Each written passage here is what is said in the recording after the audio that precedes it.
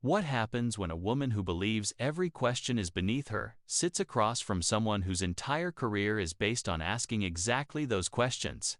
What happens when Meghan Markle steps onto a stage expecting praise and finds Wendy Williams instead calm, smiling, and completely unwilling to pull back?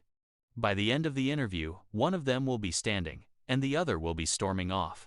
And millions will finally see what unfolds when entitlement meets a woman who's made a career out of calling people out.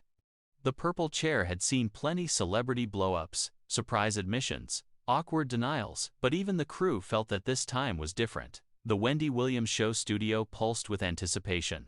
The audience had been warmed up, the applause signs glowed, and the band's intro faded as Wendy settled into her seat, hair flawless, eyes bright with her usual mix of curiosity and mischief. She turned toward the camera, her lips stretching into that familiar smile. "Okay," Wendy purred slowly. "Our next guest, you know her. You have an opinion about her. Everyone does. Actress, duchess, podcast host, author, California girl. Please welcome Meghan Markle." The crowd broke into loud applause, laced with murmurs. Some people stood, some clapped reluctantly, and others simply watched, captivated. Meghan stepped out from behind the curtain in a navy dress and heels that clicked sharply across the stage. Her hair fell in soft waves, her makeup was perfect, and her expression carried a polished stiffness. She gave a quick wave, not warm or enthusiastic, but tight, as if to say, "Let's get this over with." Wendy stood to greet her, arms open. "Meghan," she said brightly. "Welcome, welcome." Meghan returned a brief hug more choreographed than genuine and eased into the guest chair. "Hi, Wendy," she replied, her smile failing to reach her eyes. "It's interesting to be here." Wendy's eyebrow lifted, almost imperceptibly. "Interesting. Not great, not fun, not excited, just interesting." "Have a seat," Wendy said, reclaiming her purple throne. "So, Meghan Markle is in the building, everybody." The crowd clapped on cue. "How you doing?" Meghan's smile tightened. "I'm fine, thank you, busy as always. A lot going on." "Oh, we know," Wendy answered lightly, leaning forward. "We talk about you a lot here." She glanced at the audience. "Don't we?" Laughter rippled. Meghan's eyes flicked to the crowd, then back to Wendy. "Yes, I've noticed," she said coolly. "It seems everyone has something to say about my life." "That's because your life is public," Wendy replied carefully. "You married into one of the world's most famous families. You left that family, did interviews, podcasts, books, documentaries. People are curious. That's what we do, we talk about the people everyone is curious about." Meghan shrugged, crossing her legs. "Curiosity is one thing," she said. "Obsession is another." The audience let out a low ooh. Wendy chuckled, unfazed. "Fair enough. We'll get to that. But first, how's life back in America? Meghan Markle, on home ground. How's the California sun?" Meghan leaned back, hands folded neatly in her lap. "America is tolerable," she said. "At least here, people pretend individuality matters. There's more freedom, less bowing." The last word dripped with disdain. Wendy smiled, though her eyes sharpened. "Tolerable. Not exactly a glowing review." Laughter echoed. Meghan lifted her chin slightly. "I'm not here to sugarcoat anything," she said. "People already get enough fairy tales. I'm simply trying to live my truth in a place that doesn't really understand what that means." "Okay," Wendy said, nodding. "So California is tolerable. Let's talk about the man who made you a duchess. How's Harry?" The audience leaned forward. Meghan's expression hardened. "Harry is fine. He's exactly where he needs to be, away from all of that." "All of that meaning?" Wendy let the silence fill. "An institution that treats people like symbols, not humans," Meghan replied sharply. "He's recovering from a lifetime of being used." "We both are," Wendy hummed. "But now you've got Netflix deals, a book, interviews, a big California home. That's a new kind of spotlight. Some say you left one stage and built another." That's called survival, Meghan countered. We had to create opportunities when we were cut off. Funny how people never question those who inherit everything. But the second we work, it's a problem. The audience reacted, some clapping, some skeptical. Wendy studied her carefully. You're not the first celebrity to say, "I'm just surviving while living in a mansion," Wendy said. My audience is smart. They see both sides. Do you see how some people think your struggle looks different from theirs? Meghan exhaled, irritated. With respect, Wendy, people understand nuance. Struggle isn't a competition. Having a title doesn't erase pain. Struggle isn't a competition, Wendy echoed. True. But perception is real. And many people think you speak a lot about your pain while living a life others would dream of. More murmurs. So I'm not allowed to talk about my experiences because others have it worse? Meghan asked sharply. Is that the rule? Silence, unless you're at the bottom? I didn't say that. Wendy answered calmly. I'm asking if you understand why some people roll their eyes when a duchess talks about suffering. With all due respect, Meghan said, voice icy. People love deciding how much pain someone is permitted to feel. And they weren't there. A tight line formed at Wendy's mouth, but her tone stayed steady. Let's talk about someone who was there, Harry. We see the photos, the events, the interviews. Is he happy? Truly happy? Or is he playing along? Meghan's jaw tightened. Harry isn't playing along. He made an adult choice. He left something toxic and built something better. Hard for people who cling to the image of a little boy walking behind a coffin to accept, but he's not that child anymore. The room fell silent. All right, Wendy said softly. You brought up the fantasy. Let's go there. She paused. People watched the fairy tale wedding and watched it fall apart. You've told your side. Is there anything you'd do differently? Meghan laughed once, soft, humorless. That's adorable. As if smiling more or bowing lower would have changed centuries of power. No, Wendy. I did what I could. The rest is on them. Gasps rippled through the audience. So there's nothing you'd change? Wendy pressed. No words, no interviews, no choices? The only thing I'd change, Meghan said, arms crossing, is trusting people who didn't deserve it. Beyond that, no. I'm not going to perform regret to make strangers comfortable. The crowd shifted uneasily. Wendy sensed the tension. Okay. Something lighter. Your kids. People love seeing them. How's mom life? Are they little royals or little Californians? But Meghan didn't soften. My children are not content, she said. They're not here to be labeled. And I'm tired of the obsession. As if they belong to anyone but us. I never said they belonged to anyone else, Wendy replied. I asked how they were. That's normal for a talk show. Maybe normal isn't good enough anymore.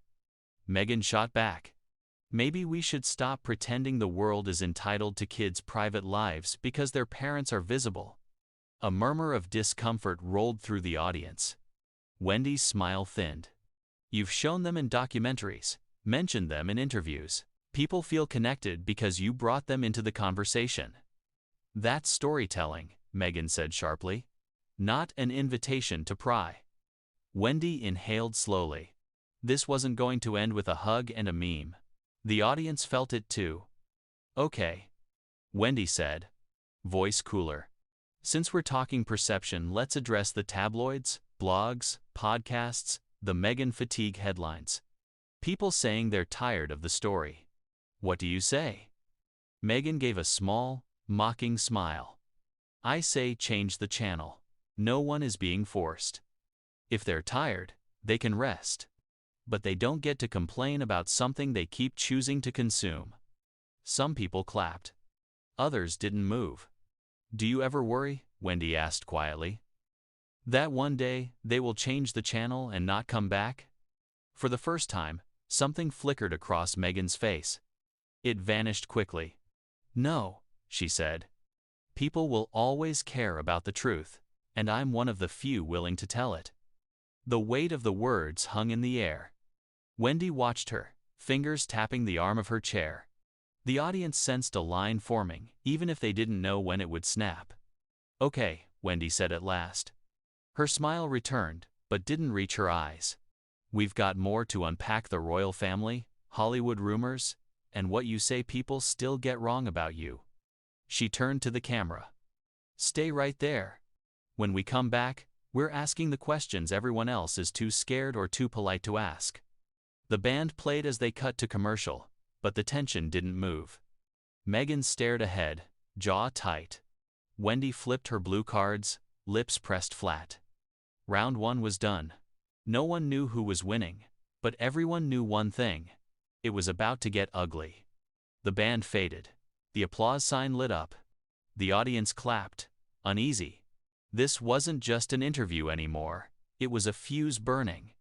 Wendy turned back, cards in hand, smile fixed. "We're back," she said. "We're here with Meghan Markle. Duchess, mom, media mogul, depending on who you ask." A few laughs. Meghan didn't join. "So," Wendy said, leaning forward, "let's talk." Meghan exhaled through her nose, adjusting her sleeve. "Isn't that what we've been doing?" Wendy ignored the jab with a grin. "You know me. We do hot topics, things that come up in dinner conversations, group chats, comment sections, and you know what comes up a lot?" Meghan's eyes narrowed. "I'm sure you'll tell me." "You," Wendy replied. "And not the wedding or Suits reruns." She paused. "The drama," the audience murmured. Meghan gave a tight laugh. "Of course. Why focus on my work when you can obsess over my trauma?" Wendy nodded. "All right. Headlines about tension with certain royals, leaks, insiders, all of it. If you had to describe your relationship with them today in one word, what would it be?" Meghan didn't hesitate. "Non-existent." Gasps erupted. "Not strained? Not complicated?" Wendy asked. "Just non-existent?" Meghan shrugged. "Accuracy matters. We're not texting, calling, Zooming. They live in their world, I live in mine." "Any sadness?" Wendy pressed. "Any regret?" Meghan's gaze chilled. "Sadness is a luxury you have when people actually put in effort.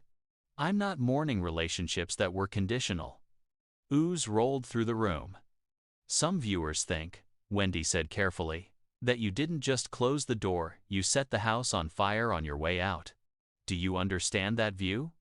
Meghan tilted her head, smiling like ice. "If telling the truth feels like arson, maybe they shouldn't have built the house out of lies." The crowd erupted: claps, gasps, headshakes. Wendy let the noise settle, eyes never leaving Meghan. "All right," she said. "Speaking of houses, let's talk Hollywood." A few people in the front row leaned in. They knew what was coming. "You were an actress before all this," Wendy continued. "You walked away from that. Then you became royalty. Then you walked away from that. And now there are rumors, and I read everything, that you're stepping back into the Hollywood spotlight. New projects, new scripted shows, maybe even a return to acting. Is that true?" Meghan smirked. "It's adorable how people think I need their permission to evolve," she said. "I don't confirm or deny rumors. That's free promo for people who didn't do the work." "But you have been shopping projects," Wendy pressed. "You've been in meetings. People talk. Hollywood is small. Are you returning to acting, or not?" Meghan paused just long enough to seem strategic. "I'm returning to myself," she said. "Whatever form that takes is my choice. If I do a scripted project, it's because it matters, not because I'm desperate to cling to relevance, despite what some pundits want to believe." There it was again, that pointed little stab at anyone questioning her. "Relevance?" Wendy repeated. "Do you feel like you're struggling to keep it?" Meghan's smile dropped. Her eyes narrowed. "No. I feel like people are struggling to accept that I'll never fit the version of me they built in their heads." Wendy inhaled slowly. "Okay," she said. "Since we're talking about versions, let's get into something people really discuss." She lifted one of her cards and glanced down, though she clearly didn't need it. "There's this narrative that you left the royal family for peace and privacy." But then you did Oprah, Netflix, Spotify, magazine covers, interviews like this one. She looked up. People say that doesn't match that you left one spotlight and built a brighter one on your own terms. Meghan's assistant jaw flexed. I'm tired of that lazy talking point, she snapped. Privacy doesn't mean hiding in a cave. It means agency, choosing what you share and what you protect. If people can't grasp that, that's not my intellectual problem. The phrase intellectual problem landed like an insult. The audience reacted, uneasy now. So, Wendy said carefully, when people say they're confused, when they say the story keeps changing, your answer is that they're not smart enough to get it? Yes, Meghan said flatly. Because they're the same people who consume hours of content about me and then complain that I'm overexposed. They want access and silence at the same time. It's hypocrisy. Wendy's lips thinned. Her playfulness faded. I've been doing this a long time, Meghan, she said quietly. Celebrities come through here beloved, hated, everything in between. And the ones who last know something. You can't talk at people forever and expect them to stay on your side. Meghan's gaze sharpened. Is this where you lecture me? She asked. Because I didn't come here to be scolded by daytime TV. Gasps. A few claps. A few winces. Wendy didn't flinch. Daytime TV pays a lot of people's bills, she said evenly. And the audience you're dismissing? They're the same people who bought your book, streamed your show, watched your wedding at 5 a.m., in pajamas. They're not props. They're spectators, Meghan corrected. And spectators don't dictate the game. Something in Wendy's expression shifted, a line grazed, if not crossed. All right, she continued coolly. Let's talk about another game. The tabloids. The blogs. The alleged feuds. People compare you to Catherine, to Diana, to other actresses, even other black women. Does that bother you? Meghan laughed, not pleasantly, but sharply. It bothers me when people pretend those comparisons are harmless. They pit women against each other and call it entertainment. She leaned back. Catherine is the quiet doll on the balcony. I was never going to be that. So they turned me into the villain to keep their story straight. The audience murmured, some agreeing, some not. You brought up Catherine, Wendy said carefully. There are rumors about tension. You said some stories were false, but others you left hanging. If she were in that chair, what do you think she'd say? Meghan's eyes flashed. She wouldn't say anything. She'd smile, read from the script, and let the PR team clean it up later. That doesn't make her better, it makes her convenient. Wendy tilted her head. Sounds like there's still some heat. I'm not here to give you a catfight, Meghan said. If people want women tearing each other apart, they can watch something else. I'm not performing that for your ratings. Wendy's jaw tightened. This isn't about ratings. It's about honesty. And right now, I'm hearing a lot of blame, but not much reflection. Oh, I've reflected. Meghan shot back. But I don't owe the world a performance of self-flagellation to make them feel better about the part they played in my trauma. That word trauma dropped like a blade. Wendy studied her. The audience went still. Let's bring this closer to home, Wendy said softly. You talk about being hurt, silenced, attacked. Do you ever worry you've started doing the same thing? Silencing other perspectives by dismissing them as ignorant or malicious? Meghan's gaze hardened. I'm not silencing anyone. They've had centuries to tell their version. I've had a few years. They'll survive. Wendy exhaled. Okay, she said. We're going to take another break. She turned to the camera. When we come back, we're talking about Meghan's life now, the projects, the friends, the past, headlines, and the question everyone is asking. What does she actually want? The band played. It didn't help. During the break, Meghan leaned back, irritated. Wendy sat perfectly still, breathing through her nose. A stage manager whispered, "This is going to blow." He was wrong. It had already blown, and there were still 2 segments left. The lights warmed again, but the room didn't. And we're back with Meghan Markle, Wendy said, voice smooth. Meghan, let's talk about where you are today. Meghan leaned forward. Perfect, she said. Finally, something relevant. Wendy blinked once. All right. Let's start with something positive. Your new project. There's chatter documentaries, lifestyle brands, maybe a political run. What's true? Meghan lifted her chin. Everything I touch becomes a conversation. That's influence, Wendy. Some people are born with it. Others build careers commenting on it. A ripple of discomfort moved through the audience. So, Wendy said, the political rumors. Any truth? If I wanted to run, I'd win. Meghan shrugged. That's all people need to know. That's a bold statement. It's a realistic one. People respond to strength. Some might say what you bring is controversy. Only small minds confuse strength with controversy. A few people in the audience whispered, "Wow." Wendy set her cards down. Her eyes hardened. Okay, she said. Let's talk about family. Your husband, Prince Harry. Meghan tensed. There are rumors, real ones, that his temper has been growing. Arguments in public. Disagreements over work, appearances. People are worried. And? Meghan snapped. And, Wendy repeated, I'm asking how you respond. People should mind their own business. Meghan scoffed. My marriage isn't a democracy. I don't owe updates like it's a subscription service. The audience shifted. Wendy stayed calm. Some would say that when you sell documentaries, books, interviews, we invite curiosity. Meghan cut in. Not entitlement. Wendy inhaled. What about your children? There have been reports. There it is, Meghan snapped. The line you people always cross.